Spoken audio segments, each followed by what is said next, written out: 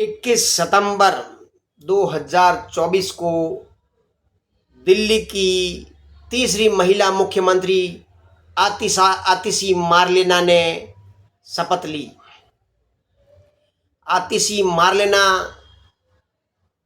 दिल्ली के पूर्व मुख्यमंत्री अरविंद केजरीवाल की विश्वसनीय सहयोगिनी हैं। आतिशी मार्लेनी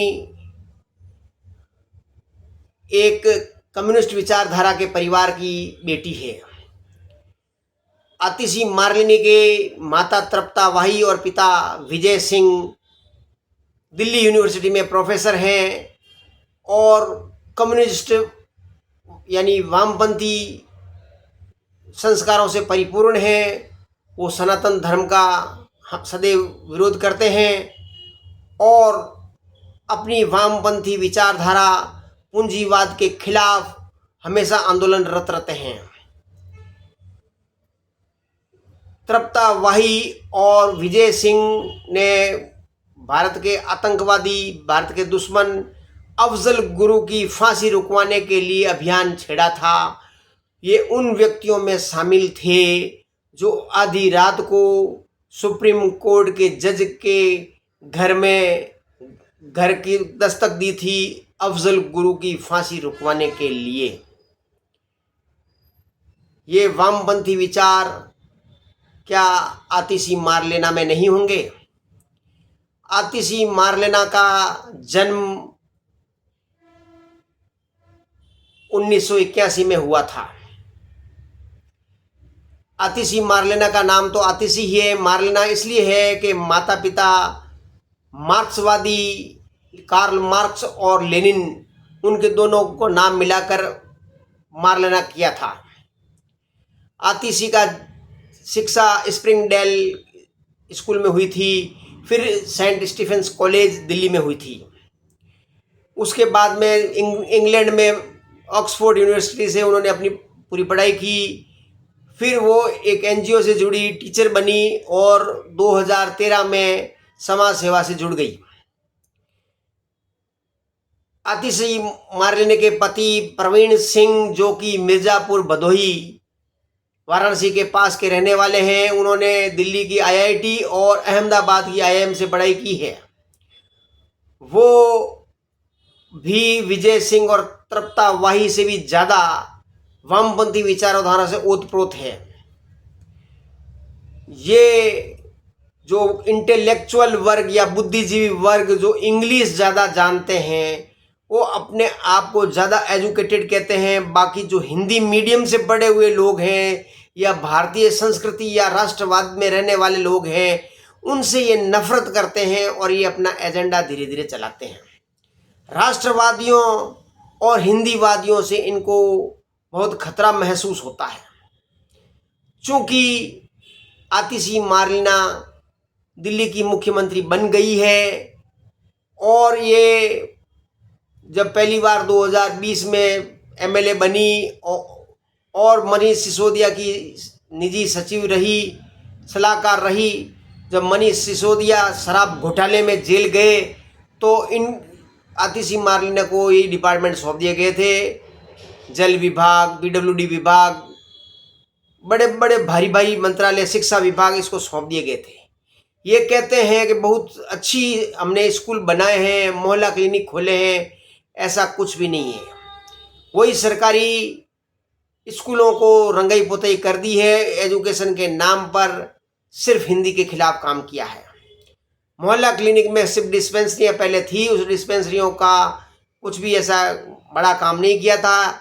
लेकिन आबकारी जो कि दिल्ली के लोगों को, आम जन तक, जन तक शराब पिलाने का इन लोगों ने, आम आदमी पार्टी ने काम किया था, जिसमें आतिशी मार्लेना भी शामिल है। चूँकि आबकारी घोटाला बहुत बड़ा था, साउथ इंडिया के लिकर मैन्युफैक्चरर को ज़्यादा मुनाफा देना या उनसे ज़्यादा मुनाफा प्राप्त करने के लिए इन्होंने बहुत बड़ा षड्यंत्र रचा था। चूँकि ये राजस्व विभाग में रहे हुए हैं, Arvind Kejriwal income tax department में IRS रहे हुए हैं, तो इनको पता होता है कि ये पैसे, धन और संपत्ति कैसे बनाई जाए और उस धन और संपदा को कैसे छिपाया जाए। जिस प्रकार भारत की जनता की नस महात्मा गांधी ने सबसे पहले समझी थी, उसी प्रकार अरविंद केजरीवाल जैसा चतुर राजनीतिज्ञ सबसे पहले समाज सेवा के नाम पर राजनीति में आता है। और फ्री, क्योंकि आम जनता की दुखती रख 2-3 चीजें होती है, बिजली का बिल, पानी का बिल, खाने का सामान, राशन का सामान और हॉस्पिटल, ये चीजें ही होती हैं। और अरविंद केजरीवाल ने ये चीज समझ ली, जनता की नब्ज पकड़ ली और उसने फ्री देकर दिल्ली प्रशासन शुरू कर दिया। और उसी प्रकार पंजाब में भी इसने इसी फ्री की रेवड़ियां बांटकर पंजाब की सत्ता हथिया ली। आम जनता को मुफ्त का चूर्ण, फ्री का चूर्ण दिया गया। शराब घोटाले में जब अरविंद केजरीवाल को भी जेल जाना पड़ा, इसने बहुत कोशिश की थी अरविंद केजरीवाल ने अपने आप को बचाने की, बहुत सीधा साधा आदमी हूँ, बहुत मीठा बोलता है, बहुत अच्छा बोलता है, लेकिन सबूत इसके खिलाफ है। सुप्रीम कोर्ट या हाई कोर्ट कोई भी हो, वहाँ पे कॉलेजियम व्यवस्था से जजेस चुने जाते हैं जो इन बुद्धिजीवियों और इन इंटेलेक्चुअल वर्ग से बड़े प्रभावित होते हैं, उनकी बात बड़ी आसानी से समझते हैं, इनकी बात बड़ी ठंडी से समझते हैं। तो इनको जमानत मिल गई। जमानत मिलने का मतलब ये नहीं है कि उन्होंने है जो इनके ऊपर आरोप है जो खत्म हो गए हैं। शर्तों के साथ अरविंद केजरीवाल को छोड़ा गया। वो अपने ऑफिस जा नहीं सकते, वो अपनी किसी फाइल पर साइन कर नहीं सकते, किसी सरकारी आदेश दे नहीं सकते। तो किस प्रकार का मुख्यमंत्री? इसने तो कोशिश की थी कि जेल से भी अपनी सरकार चलाऊं, लेकिन ये पॉसिबल नहीं हो सका। जब पॉसिबल नहीं हो सका तो अरविंद केजरीवाल जैसा धूर्त व्यक्ति जो बहुत मीठा बोलता है, इतना मीठा बोलता है कि अगर शरीर में चला जाए तो 100% शुगर की बीमारी हो जाएगी। इसने नया दांव खेला कि अपने जो विश्वस्त बड़े बड़े जो इसके सहयोगी हैं उनको इसने सत्ता नहीं दी, इसने सत्ता दी आतिशी को। आतिशी ने भी पूरी ईमानदारी और बहादुरी के साथ अरविंद केजरीवाल का हर मोर्चे पर बचाव किया, हर मोर्चे पर बीजेपी को जमकर लताड़ लगाई, उन पर जमकर हमले किए थे। तो अरविंद केजरीवाल ने ये सोचा कि इसको आतिशी को सीएम बना दिया जाए। और जिस प्रकार किसान आंदोलन और जाट आंदोलन हरियाणा में चल रहा है, उसकी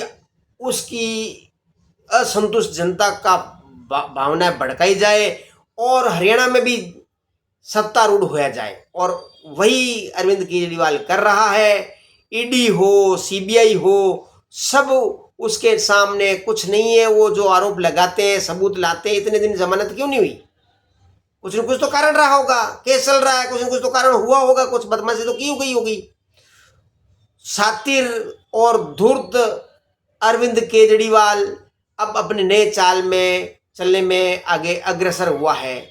और वहीं आतिशी जो कि दिल्ली के विधानसभा या दिल्ली के सीएम ऑफिस में बैठी है, तो वहां पर अरविंद केजरीवाल की कुर्सी को छोड़कर उसके पास छोटी कुर्सी बैठाई लगा के उस पर बैठी है और बताया है कि भगवान श्री राम 14 वर्ष के वनवास पे गए, तब उनका छोटा भाई भरत ने है जो वनवासी के रूप में अयोध्या पर राज किया, भगवान श्री राम के नाम पर राज किया, भगवान श्री राम के नाम से लोगों की सेवा की। और मैं भी ऐसा ही करूंगी जब तक उनको वापस सीएम नहीं बनाती हूं, क्योंकि अब आने वाले इलेक्शन में 3-4 महीने पड़े हैं। उन 3-4 महीनों में सीएम अरविंद केजरीवाल को नहीं बनाती हूं, जब तक मैं सीएम की सीट पर नहीं बैठूंगी। ये सीएम की सीट अरविंद केजरीवाल के लिए रिजर्व है।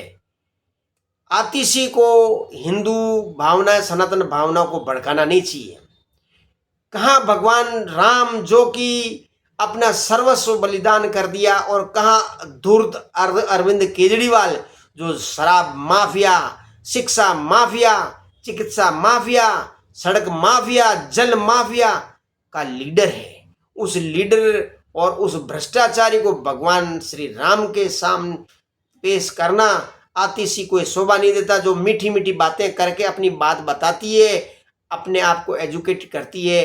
मेरे हिसाब से बीजेपी वालों को भी कुछ सीखना चाहिए कि जो ये बुद्धिजीवी वर्ग है, ये अपना जो एजेंडा फैलाते हैं, अपना जो नैरेटिव सेट करते हैं, वो अपना नैरेटिव सेट इन इंग्लिश बोलकर, इन तरीके से इन सोसाइटी में जाकर इंटेलेक्चुअल वर्ग के बीच में अपनी ये सनातन, अपनी हिंदुत्व की बात क्यों नहीं बता पाते हैं।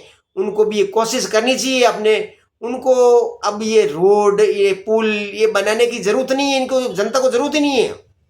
जो कोर वोटर है, उन कोर वोटर को अपने पास लाया जाए, मोहल्ला मोहल्ला में अपनी यूनियनें बनाई जाए और अपनी बात कही जाए कि हमने क्या काम किया है वो देखिए। समाज में जो तोड़क चली जा रही है, सनातन धर्म को जो तोड़ा जा रहा है एक राहुल गांधी के द्वारा, और राहुल गांधी सबका है जो लीडर है इस मामले में विपक्षियों का, वो समाज को तोड़ रहा है। जो समाज को तोड़ रहा है, बीजेपी को चाहिए कि ऐसे तोड़क को पर्दाफाश किया जाए, और आतिशी है जो कोई अपने बुरे काम करने में सफल नहीं होना चाहिए। अगर वो समाज सेवा करती है तो हमें उसको बधाई देनी चाहिए, समाज सेवा के लिए हम उनको बधाई देंगे। लेकिन अगर वो सच्ची है, देशभक्त है तो, नहीं तो नहीं।